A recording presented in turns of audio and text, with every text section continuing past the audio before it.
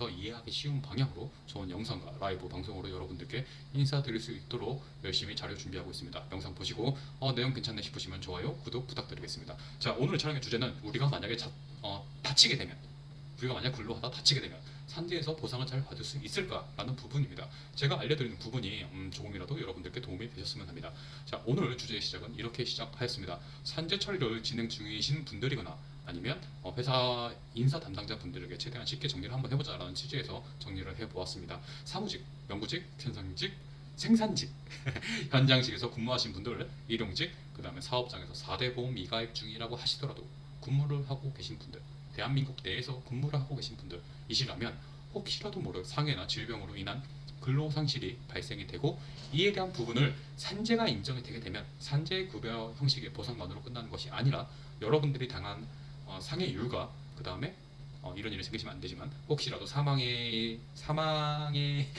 되신다라고 하시면 그 부분에 있어서 맞춰진 근무상실 손해율이라는 부분이 생기고 그다음에 보상금의 형태가 발생하게 되는데 여기에서 산재에서 초과분이 발생하게 됩니다. 그 계산법이 있습니다. 자, 맥브라이드 장애율이라는 계산법이 있는데 나중에 한번 알려드릴게요. 그래서 이 산재 처리가 되고 나면 보상금이나 진행 과정들에 대해서 의심 없이 보상 진행이 잘 되었다고 생각하시는 경우가 있으신데, 자, 보상을 받으시고 난 후에 5년 안에 노무 관련 전문가, 그 다음에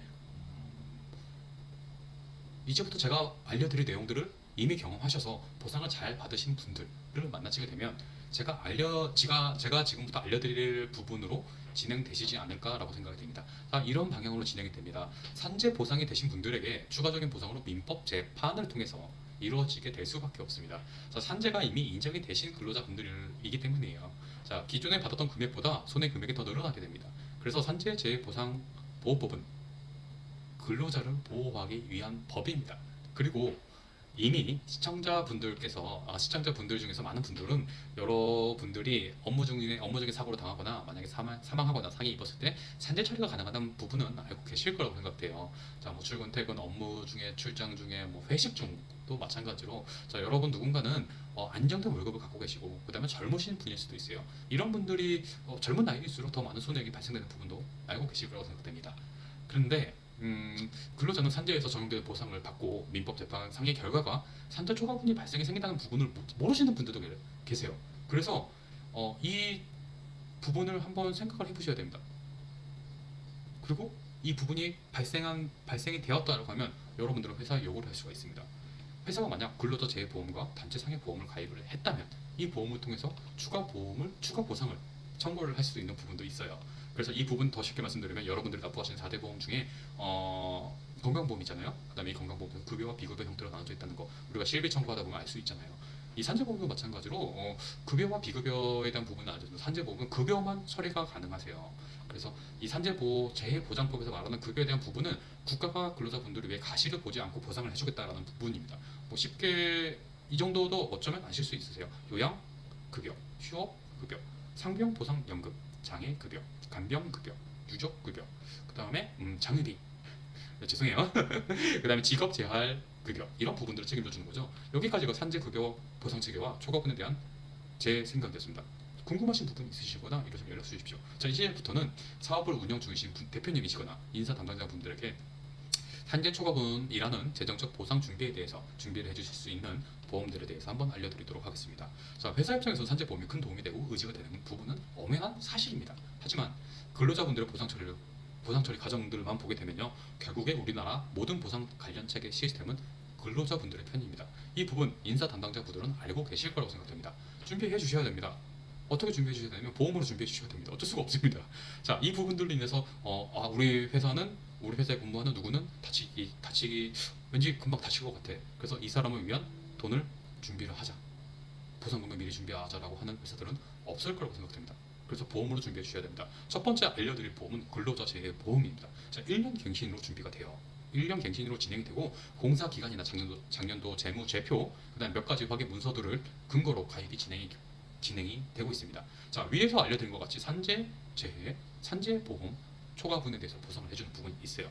자, 가입 시 설정해둔 연간 보상액이 한 건의 사건으로 보상이 진행되는 방향이지만 이 설정해 둔 금액이 넘어가게 될 경우에는 사업주 부담으로 진행이 됩니다.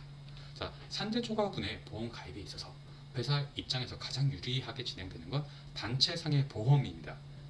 현재 진행하시는 사업의 위험률 측정으로 보험료가 책정이 됩니다.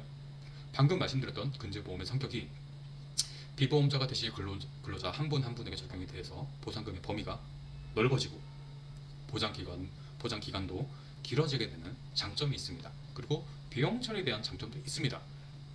제 생각에 이 비용 처리에 대한 부분은 제 생각에는 두 가지 방향이 있습니다. 후유장애나 사망금 담보 액수에 집중하는 방향과 적립금을 집어넣는 방향에 맞추어 비용 처리가 진행되는 부분으로 진행이 됩니다. 그런데 개인적으로 적립금은 사업 비용으로 차감되는 부분이 있어서 제 개인적으로는 꺼려지는 부분도 있습니다. 그리고 각각의 업종에 맞추어진 배상 책임 보험들에 대한 부분들이 있습니다.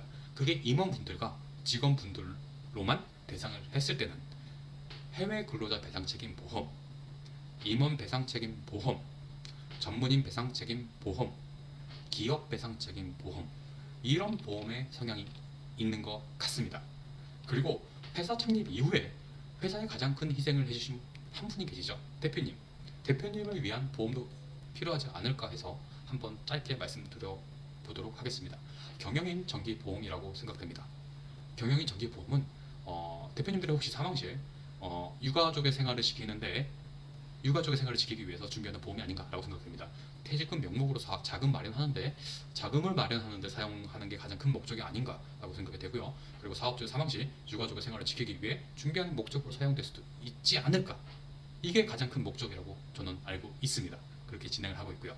혹시라도 제가 지금까지 알려드렸던 모든 보험에 대해서 알고 싶으신 부분이 있으시거나 상담을 원하신다고 하시면 연락 주십시오. 자세하게 상담드리도록 하겠습니다. 자, 계속적으로 여러분들에게 도움이 될 만한 영상 준비하도록 하겠습니다.